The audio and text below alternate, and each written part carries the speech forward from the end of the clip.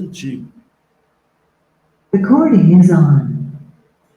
O movimento anarquista no Brasil, entretanto, é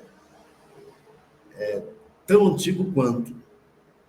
Porque o movimento socialista no Brasil começa com os anarquistas, né? Com as correntes migratórias, basicamente italianos, espanhóis e portugueses, né? Embora você tenha na região sul do país, basicamente lá em Rio Grande do Sul e Santa Catarina, grupos de russos anarquistas, né? Que vêm para cá e montam as federações e os primeiros sindicatos do Rio Grande do Sul. Aqui no Brasil, figuras importantes, né? Porque aqui teve várias experiências. Quando chegou o Arthur Pancanoli, que é um italiano, chegou aqui em 1888, ele montou um negócio chamado Colônia de Guararema, que era uma experiência de produção agrícola anarquista, na verdade, a primeira experiência no Brasil, né, de produção agrícola compartilhada, anarquista, que foi sufocada pelos impostos feitos por Dom Pedro II. Né? Então, endividaram. Foi o mesmo processo que aconteceu depois com a colônia Cecília. A colônia Cecília, ela também veio um grupo de anarquistas para cá, uma segunda leva de anarquistas, que compram uma terra, eles saem lá da Itália, organizados, né, para vir comprar terra aqui no Brasil. E vêm aqui e arrumam essa terra ali perto de Curitiba. E montam uma fazenda libertária. Até tem um filme, né? Colônia Cecília. Embora esse filme ele esteja mais vinculado à questão do amor livre, a confusão que dá em relação ao amor livre e à questão do ateísmo, né? Do que realmente aos acontecimentos que levaram à falência da Colônia Cecília. A Colônia Cecília teve um desenvolvimento agrário superior, do ponto de vista da produção, né, do que qualquer outra fazenda da época. E exatamente por isso, a fazenda compartilhada, né, anarquista, autogestionária, deu certo, que há uma tendência dos bancos e dos governos a não mais financiarem as sementes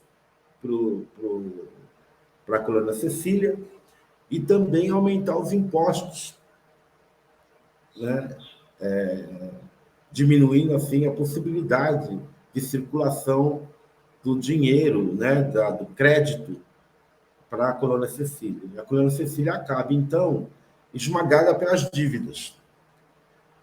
Não foi, como no filme mostra, o problema de relações do amor livre que acaba com a colônia Cecília, é o que dá a impressão no filme. Né? Ao contrário, né? Foi a questão econômica, né? Esse focamento econômico que a colônia Cecília acaba tendo. Claro, porque todos os proprietários locais, e aconteceu também com a colônia de Guararema, né?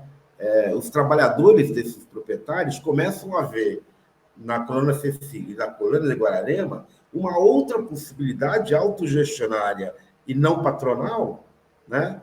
De organização da vida e da produção.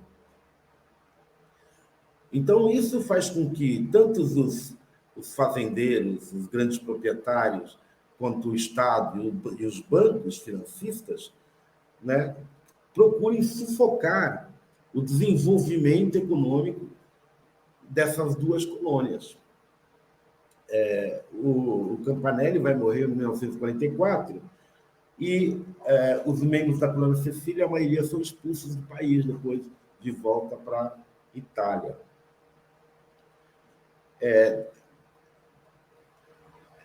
nesse período, também nasce, com outros anarquistas, as primeiras organizações operárias. Essas organizações operárias eram organizações no porto, né, portuárias, dos trabalhadores portuários,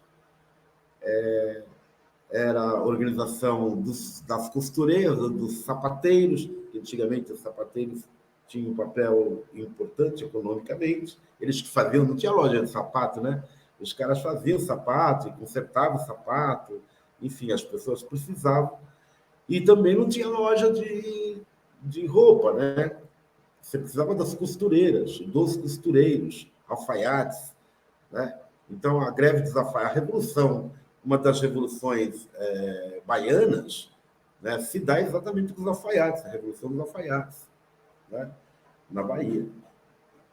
Então, esses setores começam a se organizar, e aí tem uma diferenciação, e acho que é importante falar um pouquinho dessa diferenciação da organização sindical dos anarquistas com, depois, os bolcheviques, e da concepção que nutre as duas coisas.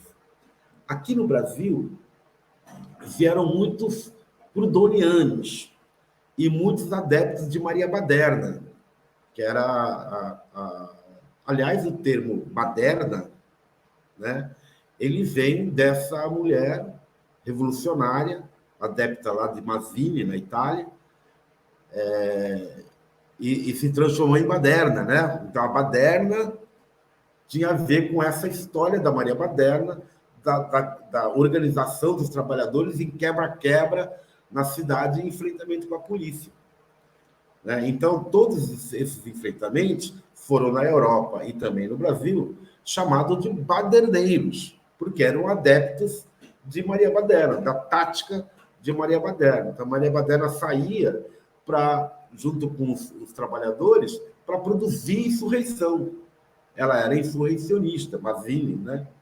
Um republicano radical, que tinha algumas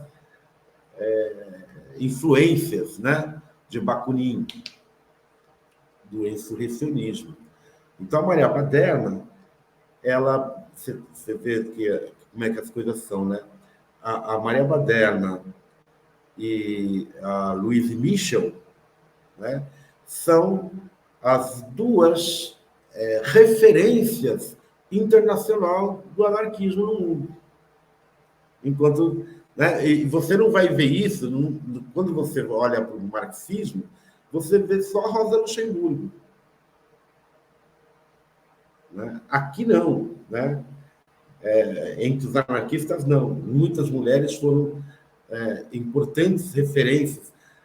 A Louise Michel, por exemplo, a bandeira negra, né? Que é a bandeira que ela estendeu lá na passeata e no quebra-quebra, né, de que houve na Comuna de Paris, ela saía com a bandeira negra, e que a bandeira negra passou, então, a ser o símbolo, o primeiro símbolo dos anarquistas. Ainda não tinha o A na bola, né, que é o A na bola, né, que vai vir depois e vai se juntar à bandeira negra, né, que é a bandeira dos anarquistas. A bandeira negra significava, então, esse pesar, né? Esse protesto contra as mortes de operários, seja nas fábricas, seja nas manifestações. E até hoje, a cor negra tem esse significado para o conjunto dos anarquistas, mundialmente falando. O Arthur Campanoli, que montou a colônia do Guararema, depois que a colônia acaba, ele também vai montar os sindicatos dos joalheiros, dos relojoeiros, enfim, vários sindicatos. E também os jornais, os primeiros jornais anarquistas na história.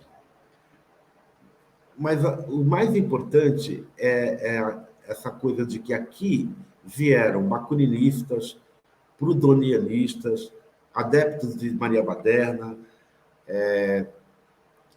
kropotkinianos, os russos, principalmente, né, que vão para a região sul, normalmente ucranianos, Então, é uma gama de teorias anarquistas que povoa o mundo operário brasileiro. E aí tem uma importância muito fundamental a junção dessas teorias no mesmo tipo de organização. Por exemplo, o sindicalismo revolucionário, que era ligado ao Bakunin, né, ele tinha como perspectiva a greve geral revolucionária, né, e a luta eterna contra o capital. Mas os prudonianos, aqui no Brasil, que adotam também as teorias de Bakunin, contraditoriamente à Europa, eles vão produzir uma outra coisa junto com os bakuninistas, que é um sindicato que, ao mesmo tempo que é um sindicato revolucionário, também é um sindicato que quer produzir autonomia individual. E aí tem uma diferença básica. A diferença básica entre os anarquistas e os comunistas, nesse sentido, é o seguinte. Para os anarquistas, o sindicato são só sindicatos. Quer dizer, ele é limitado aos trabalhadores. Enquanto o anarquismo tem a ver com a mudança do indivíduo. Não importa se esse indivíduo é trabalhador ou não. É muito mais amplo. O escopo é muito mais amplo. Enquanto que uma visão só de luta de classes, só de sindicatos, implica em tornar os trabalhadores os próximos governantes, numa inversão da prioridade. Enquanto que os anarquistas pregam essa liberdade individual e esse autogoverno, né, para as pessoas. Camarada, uma questão interessante também tipo, e que gera muita discussão, é a questão de como estariam os artistas dentro da imaginação marxista de tipo, bora construir uma nova sociedade para os trabalhadores, mas os artistas que não exatamente estão lá todo dia numa labuta, tipo, eles têm um trabalho específico, sei lá, na poesia, na música e tal, como é que seria classificado? Os artistas se mataram na sua grande maioria, né? Uma boa parte dos artistas russos, Mayakovsky, né, Yesemin, todos eles deram um tiro na cabeça. O Mayakovsky escreve um poema chamado A Plenos Pulmões. Eu não gosto quando não tem as pessoas, porque parece que eu estou falando sozinho. A Plenos Pulmões, onde ele reclama do Partido Comunista, do Partido Bolchevista, exatamente essa questão aí, né? De que ele é um trabalhador, embora ele seja um trabalhador das letras, né? E ele também, e reclamavam do Mayakovsky de que ele escrevia para os pequenos burgueses, né, com termos difíceis, tal, e o Mayakovsky respondia para eles: pô, tu quer que os operários continuem na sua condição de operário, né? A minha poesia é para elevar a capacidade do operário de entender as coisas. Então, essas contradições que o mundo operário traz, né, elas vão ser potencializadas no mundo dos soviets, né, no mundo do bolchevismo. Então, você vai ver na Revolução Bolchevista eles expulsarem vários literatos, vários poetas, e os que ficaram, uma boa parte vai se matar, né? Ou vão ser presos, ou vão parar de escrever, né? Ou parar de escrever, parar de fazer música, parar de... exatamente porque essa noção de que a luta de classe é essencial e de que o operário é essencial para o novo mundo, implica você descaracterizar todas as outras pessoas. Né? Não que os anarquistas não considerem a luta de classes importante, não é isso. Mas ele considera que a luta de classes e os sindicatos são apenas uma parte da luta. Né? E a sua extensão e profundidade também é menor. Né? Os sindicatos têm uma função mais econômica no seu cotidiano. E os anarquistas querem o quê? Querem mudar a educação das pessoas, querem mudar a moralidade das pessoas.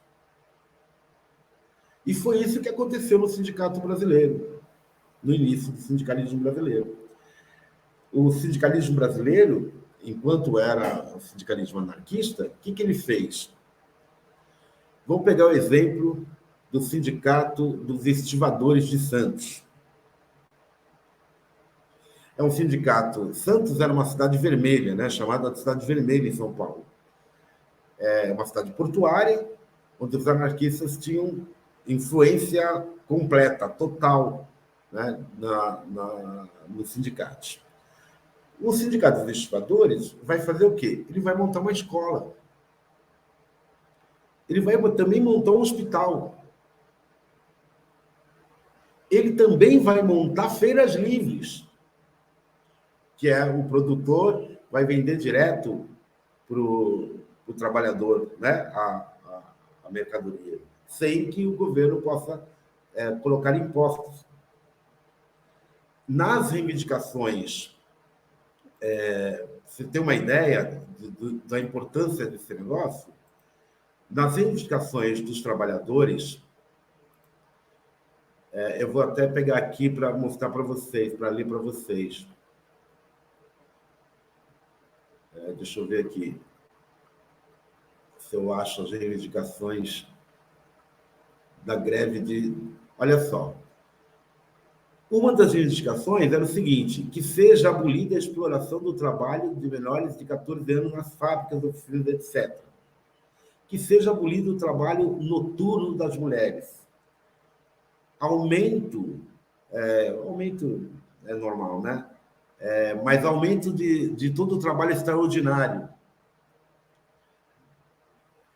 Então, você vê que muitos dos benefícios que você tem hoje, né, eles eram reivindicações dos anarquistas lá de 1917. E os anarquistas também produziram uma outra coisa, que foi a Caixa de Pecúlio. O que era a Caixa de Pecúlio? Era a aposentadoria. Né?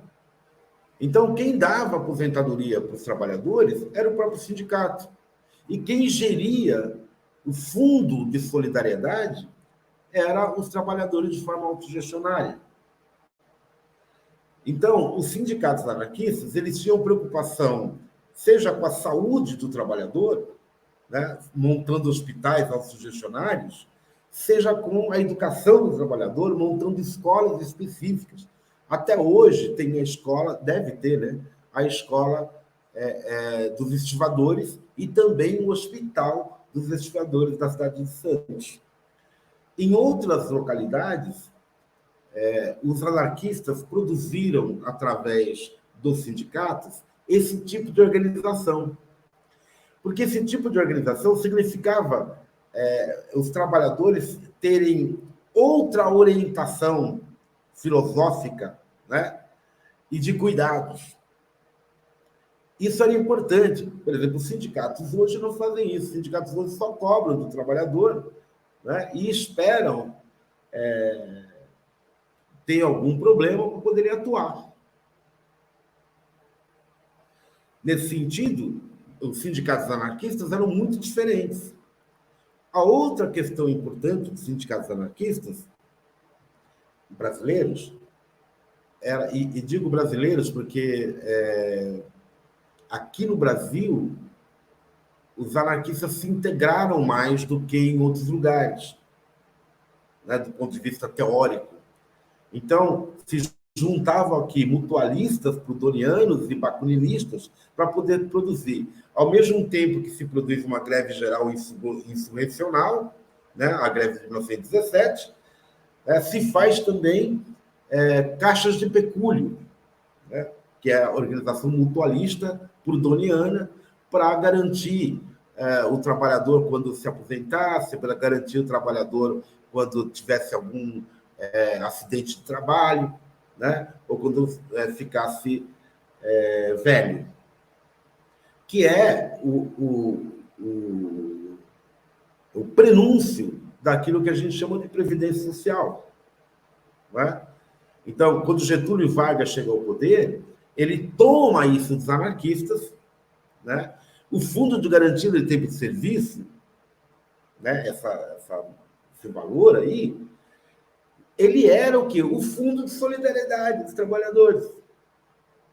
Uma parte do dinheiro dos trabalhadores era revestido para os próprios trabalhadores, e eram os próprios trabalhadores que organizavam, né? E que gerenciavam essa quantia. E os próprios trabalhadores também contratavam outros especialistas, não é? Sempre de forma autogestionária, de forma justa.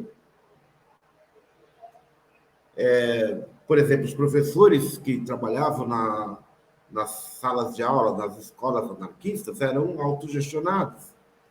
Eles tinham lá o recurso da escola e podiam, então,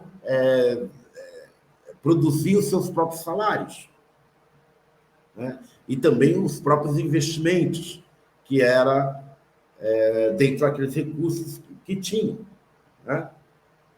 A mesma coisa se dava nos hospitais, né, onde os usuários, que eram os sindicalizados, né, tinham um conselho, né, que gerenciava aquele hospital junto com os médicos, enfermeiras, técnicos, tal. Então, esse sentido da corporação, ele não tinha, né? A corporação médica, a corporação de enfermeiros, né? Essas coisas. Não, porque eles se juntavam ali com o mesmo objetivo, que era produzir uma boa saúde, que era produzir uma boa educação, uma educação não burguesa, né? Uma educação humanista, do ponto de vista de hoje, né? Então, você estudava grego, você estudava filosofia de todos os lugares, né? Tinha a arte, na verdade, assim, a política era de Ferreira e Guardia, né, na educação, que era a tal da escola moderna, onde você estudava os clássicos e também as artes tinham um papel importante. E as artes estavam lá à disposição dos estudantes e não tinha obrigatoriedade de você escolher a disciplina que você ia fazer. Claro que, em seguida, os anarquistas produziram várias outras teorias de educação, né?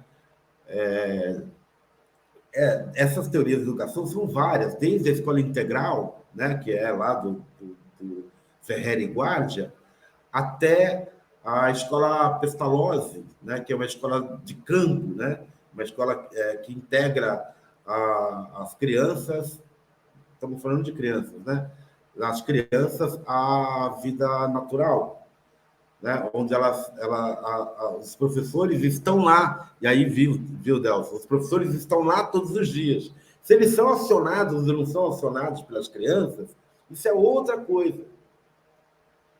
Porque se partia do pressuposto de que as crianças tinham que livremente descobrir as suas tendências e que cabia ao professor, ao maestro, ao mestre, ajudá-las a descobrir e, quando descobrisse, ajudá-las a potencializar essas diferenças.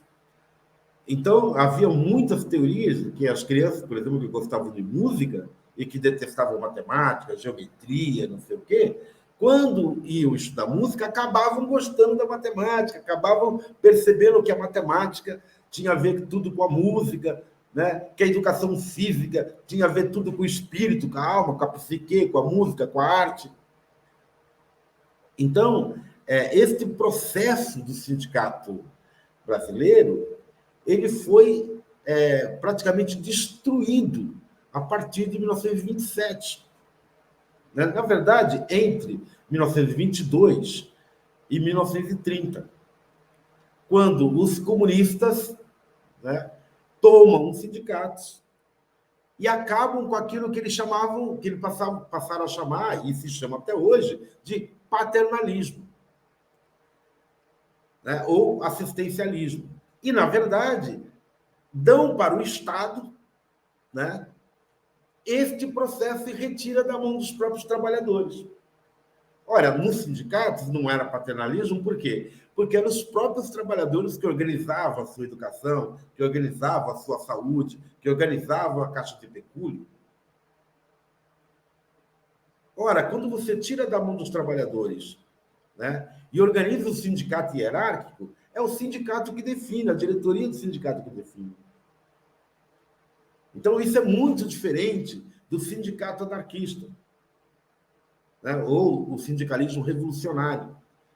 O sindicalismo revolucionário partia do pressuposto de que você tem que, de que cada operário tem que aprender a conviver com os outros e, ao mesmo tempo, a gerenciar as coisas, os recursos e a própria vida. E viver coletivamente. Então, o conflito era inerente a esse processo.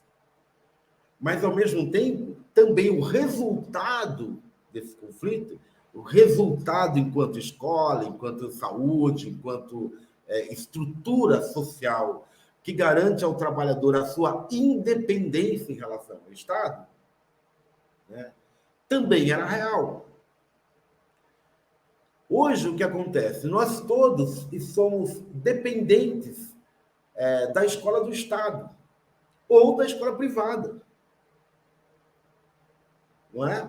Enquanto que a ideia ali era de outro tipo de público, né?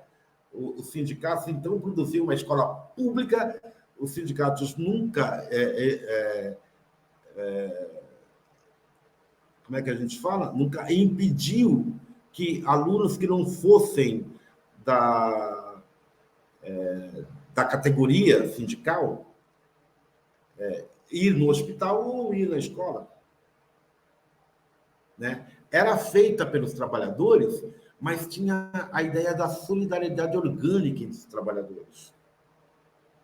E de que todos os filhos de trabalhadores, né, todos os filhos da humanidade, eram bem-vindos dentro do hospital e dentro da escola. Né? E, inclusive, podiam participar dos conselhos de usuários, né? Dos conselhos que gestionavam as escolas e os hospitais. Também, naquela época, os sindicatos tinham uma outra política do ponto de vista da empregabilidade. Por exemplo, eu acho que eu já comentei isso aqui numa outra reunião, mas vou comentar de novo, se me permitem. Os trabalhadores não eram contratados diretamente pela empresa. A empresa contatava o sindicato. E era o sindicato que fornecia os trabalhadores para ela.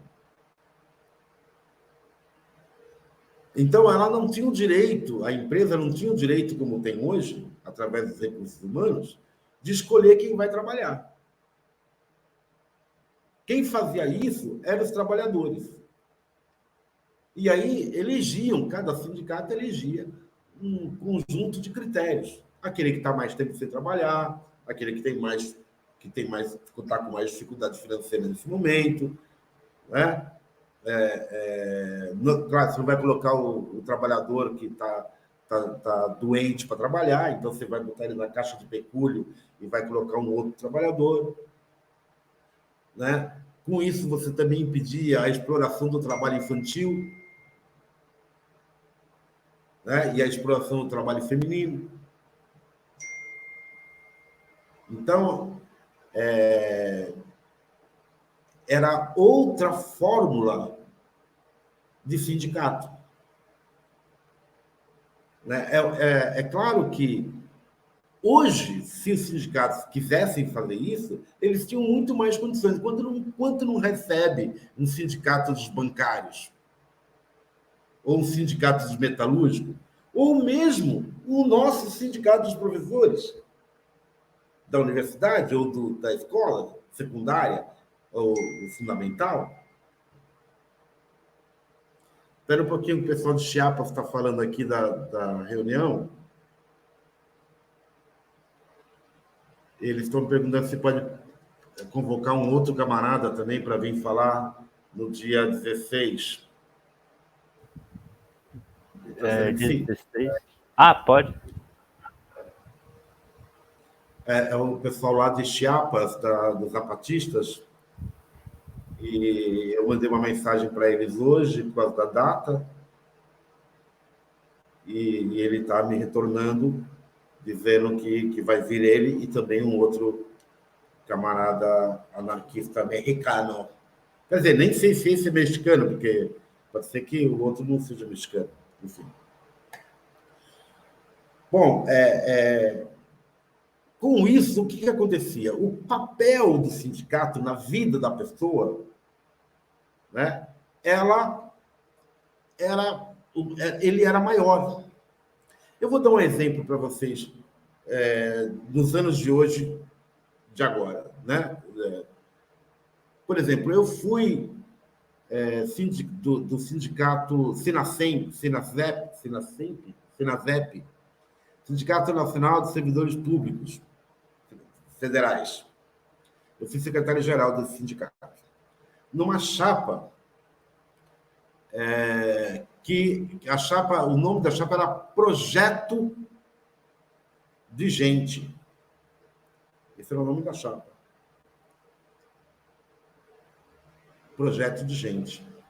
Que era que tipo de gente a gente queria, né? Dentro do sindicato.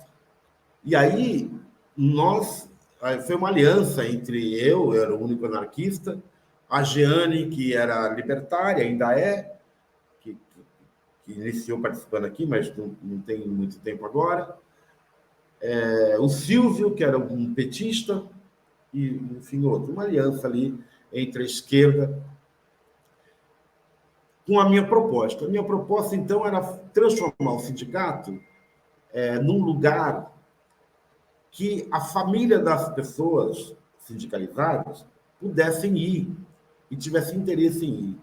Então, nós montamos aquilo que foi apelidado pelos trabalhadores de escolinha do sindicato. Então, em 1994, nós compramos uma porrada de computadores, né, e chamamos os filhos do trabalhador para vir aprender a usar o computador. 1994. É antigo, é bem antigo. Os computadores só estavam chegando no Brasil. Né? Nós fizemos um investimento, montamos e começou uma reivindicação, olha que interessante, para que, como isso era na capital de Cuiabá, né? Ali em Cuiabá, na capital do Mato Grosso, os outros setores, Cáceres, outras cidades que não me lembro, começaram a reivindicar que tivesse a escolinha lá também. Né? Então, lá as crianças aprendiam inglês, aprendiam computação, né? A gente tinha lá, a gente queria ter, ou teve, não me lembro bem, uma nutricionista para ajudar a comer. Né? A ideia era montar toda uma estrutura escolar, né, de apoio, que servisse tanto aos filhos dos trabalhadores, quanto preparassem os irmãos dos trabalhadores, as mães, os pais, os tios, para o mercado de trabalho. Né? Aprendendo computação, aprendendo noções específicas. A gente também ia montar uma estrutura para ajudar as pessoas que queriam fazer mestrado, fazer doutorado, que queriam fazer produção de arte, enfim.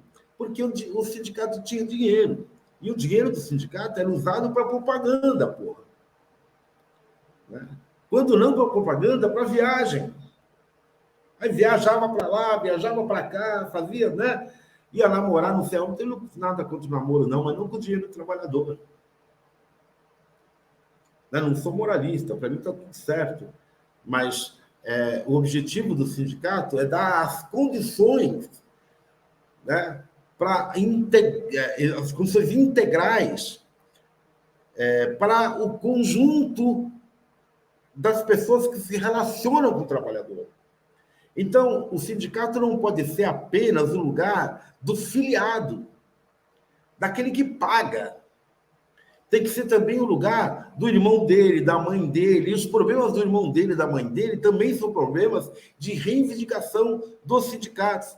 Por exemplo, os juros dos bancos cobrados em taxas de cartão de crédito, em taxas de financiamento, blá, blá, blá, aos trabalhadores. As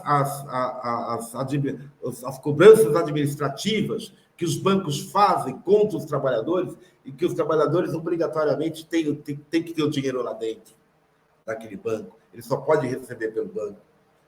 Né? E ainda assim, o banco taxa o trabalhador.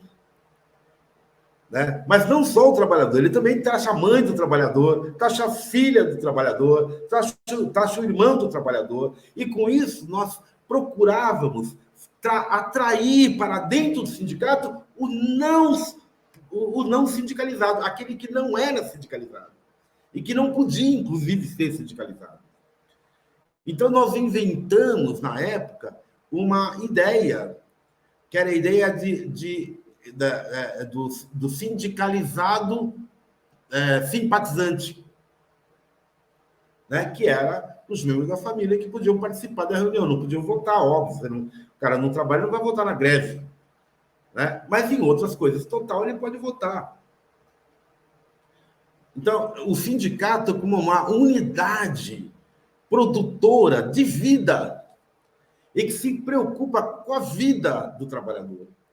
Então, se o trabalhador quer comprar alguma coisa e as coisas estão com preço escorchante, né, e ele precisa daquilo, então o sindicato intervém nisso daí. Porque, na grande maioria, o papel dos sindicatos hoje é meramente protocolar. Quando não, se torna apenas um sindicato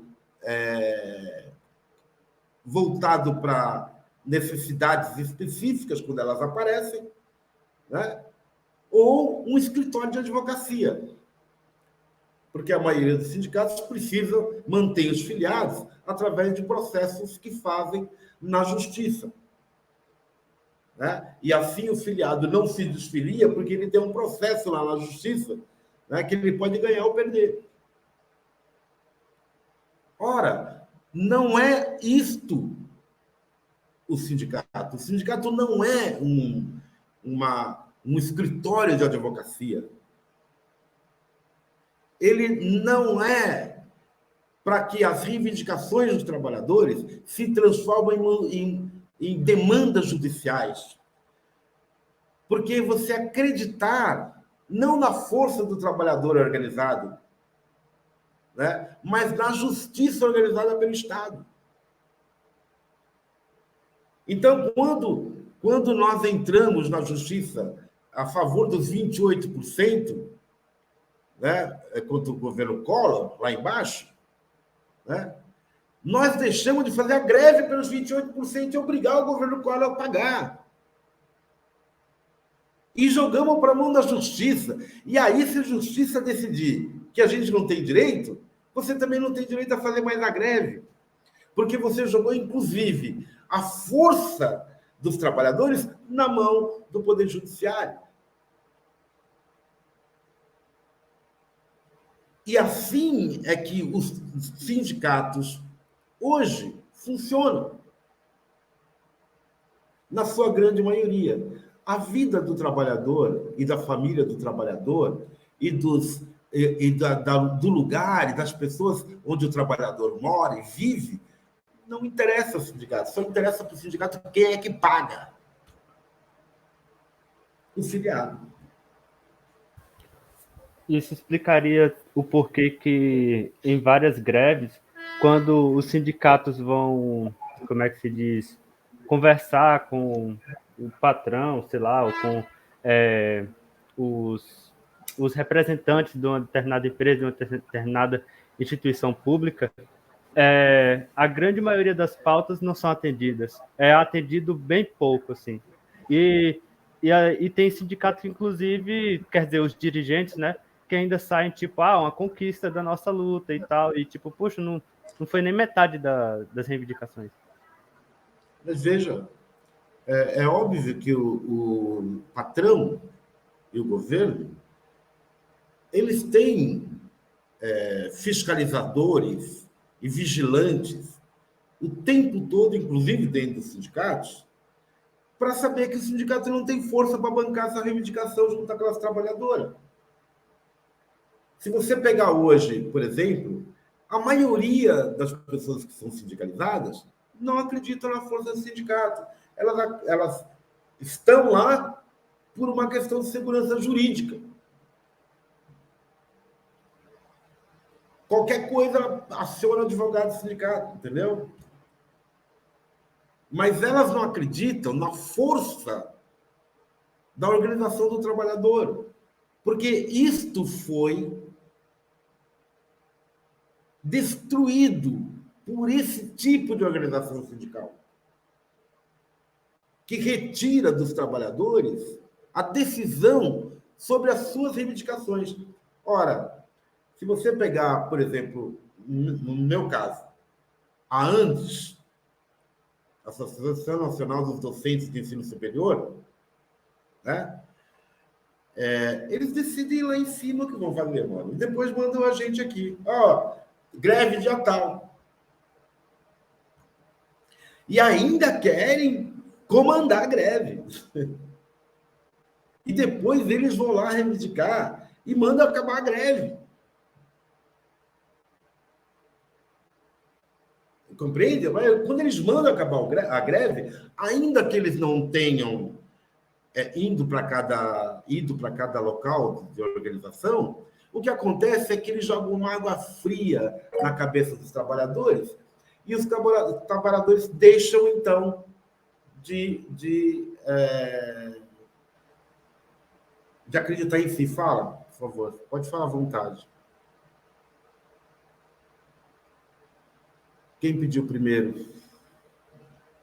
Interessante como na iminência de algum movimento, né? A gente fica, nós professores aqui, secundaristas, a gente fica realmente à mercê do sindicato, no sentido de que ninguém inicia um movimento se não tiver respaldado pelo sindicato. Vamos para a Direc segunda-feira, vamos lá na porta da Direc para a gente reivindicar e tal. Mas não tem nenhum respaldo. Isso daí não vai ter nenhum respaldo. A gente precisa convocar o sindicato. Vamos ouvir o sindicato, o que eles vão falar. A gente é muito refém desse modelo atual do sindicato, né? Como você está colocando aí, o sindicato, a gente fica nele pela questão da segurança jurídica, né? E a gente não se rebela contra o sindicato. Aliás, esse monte de informação que eu estou tendo aqui, eu não sabia dessa origem toda, de como era o sindicato e como é hoje. Então, essas informações são bem bacanas. Só queria deixar essa contribuição. E se você quiser falar mais sobre isso, né? Inclusive, fazer textos, a gente está vendo aí coisas acontecendo em Feira de Santana agora mesmo, e é uma demanda nossa aqui de precatória, de Fundeb, Fundef, né? E assim, sacando como é a atuação do sindicato, né? Você não consegue montar uma chapa para concorrer a uma nova eleição para um sindicato, todas essas questões, né? Que vem no bojo aí dessa nossa obediência, né? Obrigada, Cleiton. Então, A questão é a seguinte, ó, aqui na UFOB, em 2016, nós reunimos os professores, a gente não tem sindicato aqui. Quer dizer, tinha, acabou. Acabou por divergência. Até porque eu era um daqueles que eram contra a do FOB, porque a do FOB tinha uma organização onde a diretoria acabava indo discutir com a reitoria, resolvia os problemas lá e fugia com a gente. Né? E aí via, não, acabou a greve, não dá mais, e pronto, acabou o movimento. Então nós rompemos com eles e fizemos a greve de 2016. Ficamos quase 3 meses em greve. E a greve aqui não tinha comando de greve. Era sempre assembleias, e toda vez que a gente precisava negociar alguma coisa, a gente montava uma comissão provisória que ia lá, negociava, acabou a negociação, acabou a comissão. Quem decidia os trabalhadores reunidos. Né? Esse tipo de organização autogestionária da greve fez com que, inclusive, a direita participasse da greve. Da greve e da organização da greve. Porque quando você faz Porque, veja, você tem que entender o processo de autogestão. A autogestão, ela não discrimina grupos. Porque na autogestão, na Assembleia, participa todo mundo. Já quando você monta uma equipe permanente, essa equipe, ela permanente, quando ela se torna permanente, ela faz o que bem entender e ela discrimina quem ela quiser. Por isso que as nossas questões eram sempre por delegação, por tarefas específicas. Então, se você tinha que negociar com os alunos, a gente montava uma equipe por voluntariado, normalmente, né? Essa equipe ia lá, negociava com os alunos, voltava, falava o que fez, tá? E era dissolvida. Se tinha que negociar com a reitoria, então você montava um outro grupo, uma delegação, essa delegação ia lá, falava com a reitoria, já que a reitoria não queria vir para a Assembleia, e voltava, falava para a Assembleia e era dissolvida. Você, com isso, você não dá poder permanente para ninguém. E quando você tem diretoria de sindicato, o que acontece é que, se você falar alguma coisa contra, você não fala, você fala uma vez só. Você não fala mais. Porque eles vão fingir que você não existe, sabe? Vão fazer picuinha contra você, sabe? Vão te discriminar. Então, a autogestão é um aprendizado da classe trabalhadora. É um aprendizado de como ela pode gerir os seus conflitos internamente e, ao mesmo tempo, sair unida na luta social. Agora, às vezes é preciso ter coragem, combater, porque é difícil, é complicado. Veja, você no seu trabalho, aí você fala, vamos fazer tal, mas se você insistir se vão fazer, vamos fazer uma reunião para discutir aqui. Não veio 2, 3.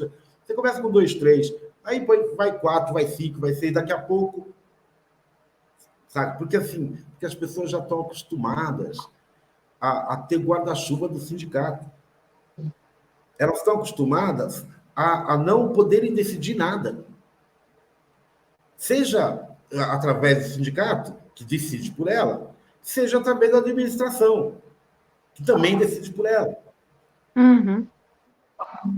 Então, essa perspectiva, onde você é sempre passivo da ação do outro, né?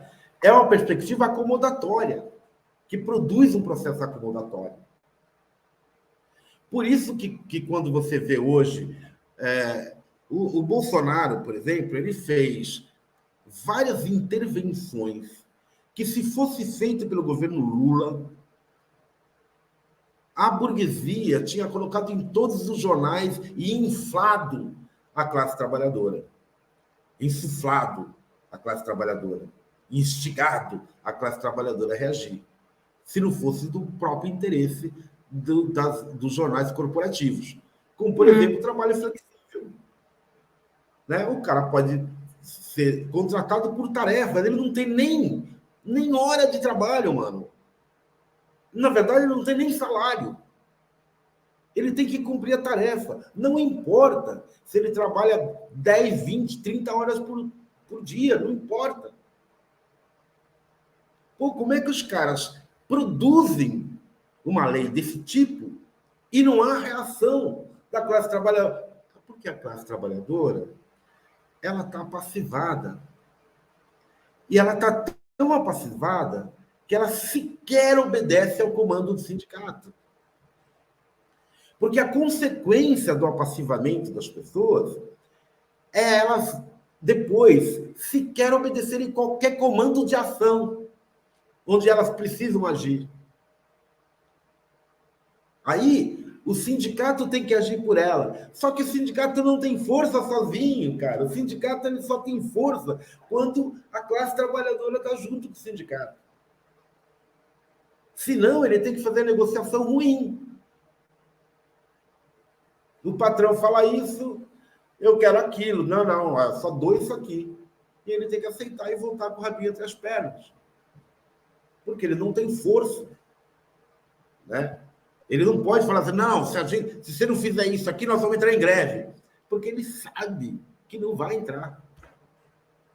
E mais, ele sabe também que ele deixou de cumprir os fundamentos básicos da estruturação de uma greve, que é permanentemente recolher um fundo de solidariedade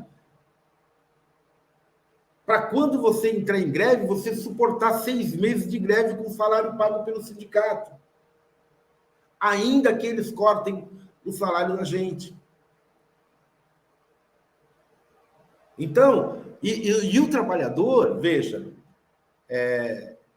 digamos que a gente aqui, nós 4 aqui, montemos um fundo de greve nosso. Tá? Olha, Alessi, Nath, Delfo, o fundo de greve, para cumprir nosso salário aqui, tem que ser de 10% do seu salário. Mas, em compensação, nós 4 aqui vamos administrar sempre o dinheiro. Não vai ter nenhum privilégio de ninguém sobre esse dinheiro. E se a gente entrar em greve, vocês vão ter, nós vamos ter, por 6 meses, a garantia. Veja, o setor produtivo não aguenta 6 meses de greve. Ele abre as pernas. Mas ele aguenta 3. Ele aguenta 3. E tem algumas categorias que a greve em si, ela só traz prejuízo para o usuário. Que é o caso, por exemplo, da escola e da saúde. Então, dos ônibus, tá? Dos ônibus. Esse tipo de greve, ela tem que ser pensada de uma maneira que seja capaz de produzir fatos políticos que culpabilizem o patrão. Né? Por exemplo, eu defendi em São Paulo que os ônibus saíssem, depois até conseguiram sair depois de mim há muito tempo, né? Que os ônibus saíssem sem cobrador.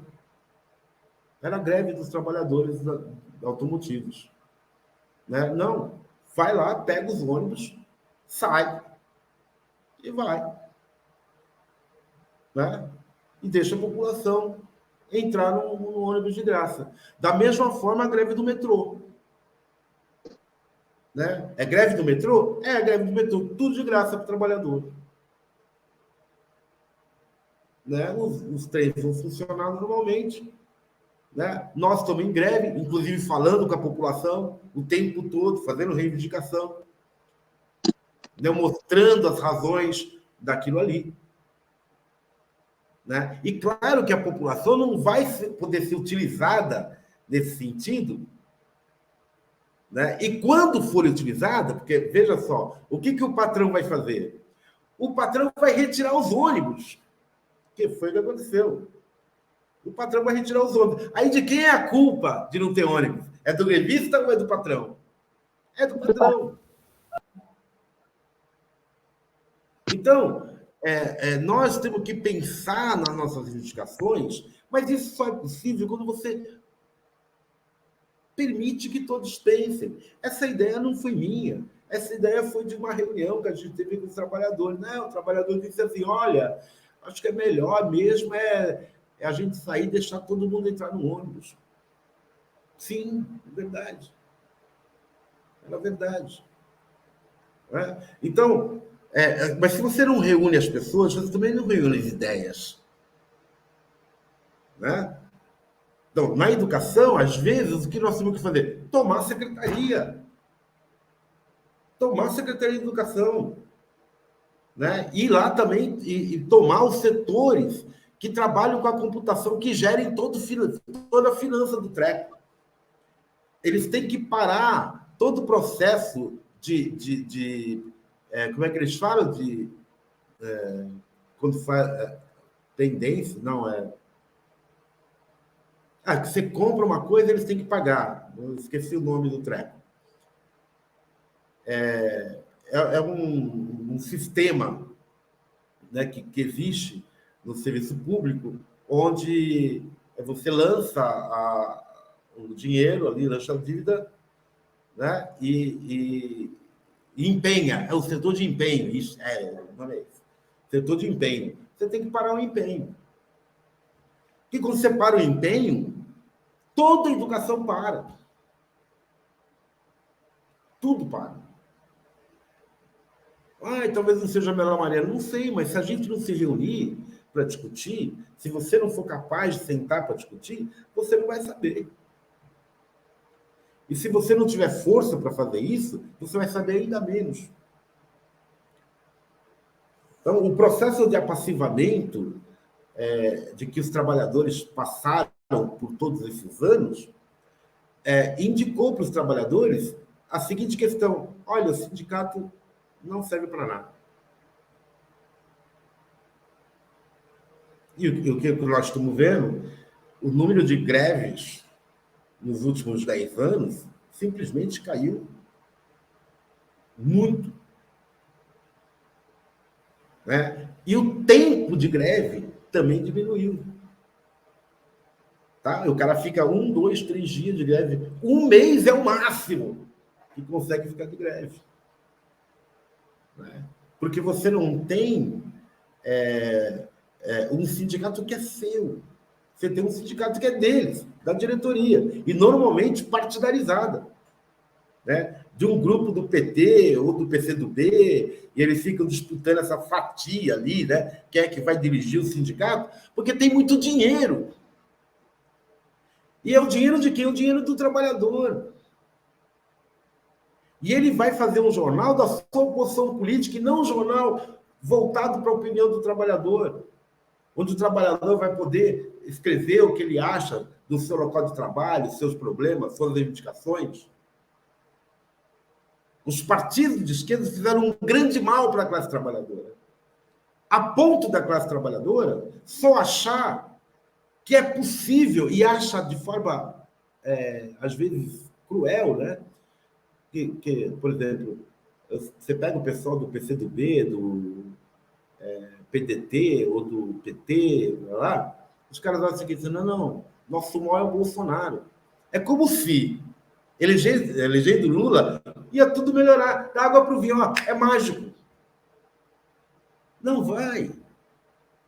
Não vai melhorar. Essa ideia de que alguém vai fazer por si e alguém vai melhorar a sua vida e esse alguém não é você,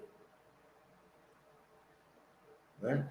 Ela impinge em você uma incapacidade e ela faz você estar sempre vinculado ao seu voto. Olha, de 4 em 4 anos, durante simplesmente das 8 às 17 horas, 8, 9, 10, 11, 12, 13, 14, 15, 16, 17. 8 horas. São de 4 em 4 anos, 8 horas de cidadania. Deu. É isso o seu direito. E depois de eleito, aí, né, só daqui a 4 anos que você vai ter 8 horas de cidadania de novo.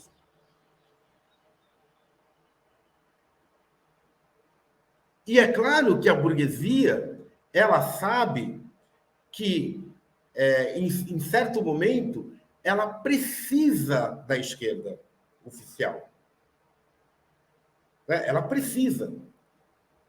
Quando o Fernando Henrique estava com quase 70% de rejeição e a burguesia não tinha candidato, o único candidato possível para a burguesia era o Lula.